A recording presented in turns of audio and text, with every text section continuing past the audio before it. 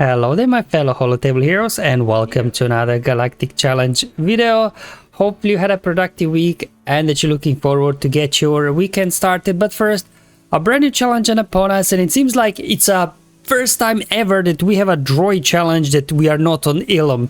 Because we all know what Ilum does to droids, like the General Grievous squads, they're all about a turn-meter train and Ilum stops them. So I was celebrating, hey, it's gonna be an easy one, and then yeah, L3 is a pain to deal with. So actually, while I did make it work with General Grievous, I didn't use the Separatist droids and their turn-meter train because they just got smashed, really, to be honest.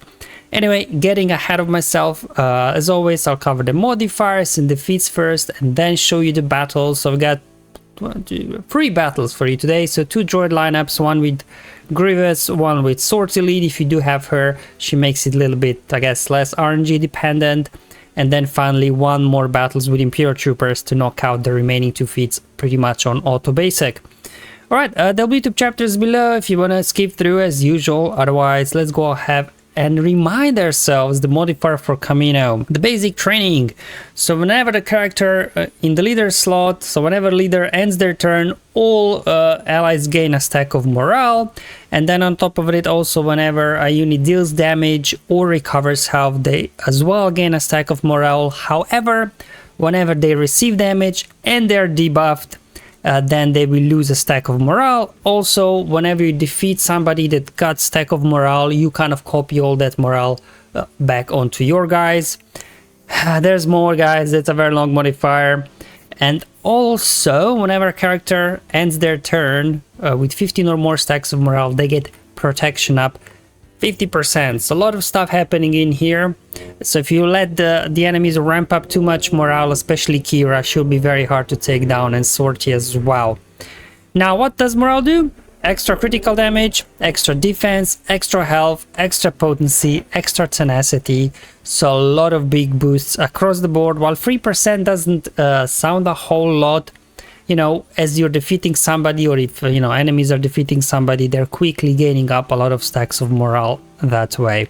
So quite a beefy one. And then in terms of the droid modifier, it's not the great. We get a little bit of extra offense and, you know, some other things, but nothing too crazy here. Now, in terms of Scoundrels, they're getting the good Scoundrel modifier, 1 step ahead, which gives them extra health, extra speed, immune to buff immunity, less damage, and more annoyingly, they have 50% counter chance. So that can be a little bit annoying, especially Zabla counterattacks, the mission assist, she dazes one of your guys. So yeah, it can become quite messy if you know, you don't take care of what you're doing, especially when using AoEs.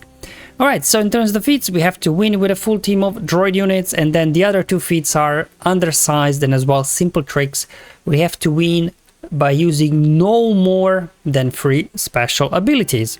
Let's first obviously start with the droids one. Now, depending what droids you have, so this is from the account where obviously it's a bit lower end, it doesn't have like everything maxed out yet. Even General Grievous only at Relic 5. You do have, I think, General Grievous at Relic 7, this will be even better. And I tried with Separatist droids, but just all those counterattacks and everything, and the days, L3 constantly cleansing off as well her allies and things like that. You just couldn't get anything going. There was literally not enough damage. Maybe because Grievous here is Relic 5, I don't know. When it comes to General Grievous lineup, from my testing, you have to a little bit adjust your turn order. So just showing you the mods here that you will see. Especially the key thing here is that your 3.2 is very fast. So he can go ahead, dispel the Preton from L3, and then you can use the mass assist from C3PO to target somebody and hopefully, you know, gun them down. So I had to a little bit of remod here just to tweak the turn order so that I was able to do that. Otherwise, you're just perpetually stuck behind L3 and, you know, you can't get a lot done, to be honest. You kind of waste that opening sequence that you do get advantage when you get all this turn meter from BB-8's unique. Anyway, BB-8 goes first, just do a wiggle. That's why 3.2 has to be fast. You can go ahead now, dispel the pre-taunt. I was testing who to go after. Kind of for my testing, best was to go after Kira. A couple of times I was actually able to get her down. When you get enough critical hits, you can actually finish her off then with a couple of AoEs here. There we go, got her very close now. Let's go ahead and do another AoE. So close. So probably if I would have here Relic 7 Grievous, I would imagine I will be able to take Kira down, because you can see she will come very close to dying, burning there, almost kill her. I'm like, come on, 3PO and Chewie. So yeah, bit of an RNG here, if you can defeat her or not. But again, a couple of times in my testing I was able actually to knock her out when I got enough critical hits with that mass assist.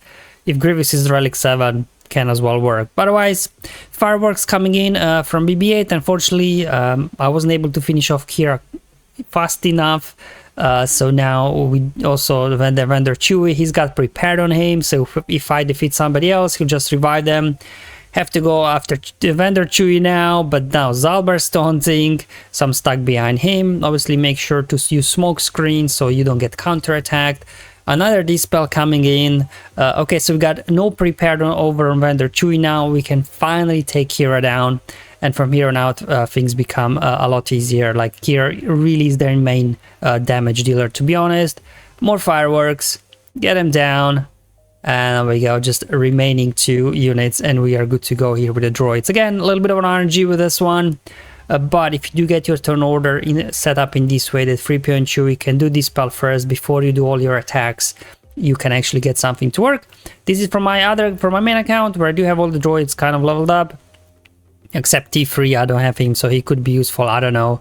But it's the same droids, but this time with Sortie lead. Here I did not adjust my turn order, and as you will see, like here, oh, I got mass assist, but L3 is still taunting, so it's kind of a waste of a mass assist there. Anyway, I still pull it off.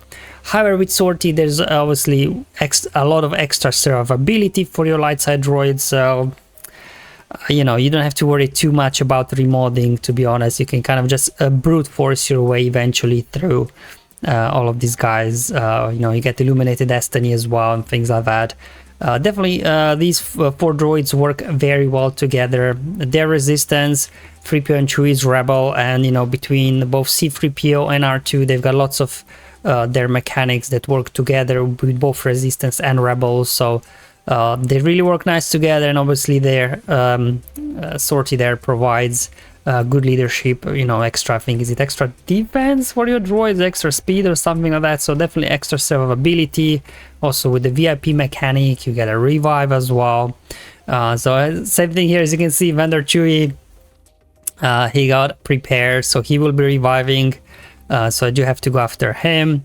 You can put confusion over on L3 just to stop her from getting taunt when she gets a turn. Same thing, you can put confusion on Zalbar so he doesn't taunt. Because remember, they are immune to buff immunity from their modifier, hence also why probably separatist droids don't work that well, because you can't put buff immunity with the AoE from your B2, whereas confusion acts as a buff immunity as well, and they are not immune to that. Finally, confusion spread, things under control, fireworks. Is it the first time already? Finally got Vendor Chewie down. As soon as he goes down, you know, all the revive cheese stops, and now at this point you can just hit autoplay. You don't have to worry about the rest. These guys, you just have too much survivability here with Sortie. You're really also stacking a lot of morale on your guys already. More fireworks coming in from BB-8. There we go, just down to Zalbar, Kira, and down they go. So okay, that took care of the droids. Feats obviously either Sortie, Grievous, whatever you've got, to be honest. Again, if you do want to make it easier, you can make your 3PO and Chewie to be, you know, the fastest one, so he can do a dispel and do a mass assist on Kira or something. Now the rest of the remaining feats are kind of straightforward, just your standard trooper lineup with these guys, and we'll just be doing basics for the most part. First special ability, I'm going to put Imperial Ambition over on Stark, so he's called to assist whenever Piet uses basic attack. And the reason why here turn meter keeps flowing is the morale, right? So remember, every time we debuff, every time we deal damage, we're getting a stack of morale. And stack of morale counts as a buff, and now this feeds turn meter, then it's pretty much limitless turn meter for your squad. Also, Stark's unique helps a little bit by removing turn meter from the enemy whenever he gets a turn. Now when you get L3 down, you want to take it off auto basic, because now you want to land a daze on Zalbar, otherwise he's constantly counter-attacking, and then mission can daze your guys. So two ways to daze, either AoE from Piet or basic from Death Trooper. They both have a daze. At this point you have a lot of stacks of Emperor's Trap already, so you will have enough potency to land the daze reliably. After you land the daze, again auto basic and you're good to go. So I just used 2 special abilities here. I even had an extra one if I needed, but auto basic, troopers get it done. Simple tricks, didn't use more than 3 special abilities, and it was also an undersized squad. And there you go, guys. Probably one of the easiest challenges we had in a while. Again, good news, no Gungan challenge on Monday. Now that many of us have unlocked Jar Jar already, I guess, the second time the event came back. The Gungan challenges, I would imagine, will be less frequent. So at least then we can get back to, you know, getting hopefully more consistent red crate. Thank you for watching. Hopefully this video was useful and helpful. Let me know in the comments below or on my Discord server how you guys are getting on with today's challenge. Otherwise, I'll see you on Monday. Have fun, enjoy your life, and may the RNG be with you, my friends.